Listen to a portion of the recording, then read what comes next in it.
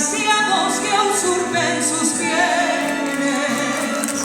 Pueblo soberano por su democracia, muerto contra ganancias de fueros humanos en un paraíso sin guerra entre hermanos, rico en hombres sanos de alma y corazón,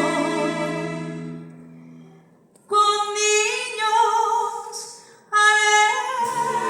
alegres y madres felices y un Dios que bendice su nueva ascensión.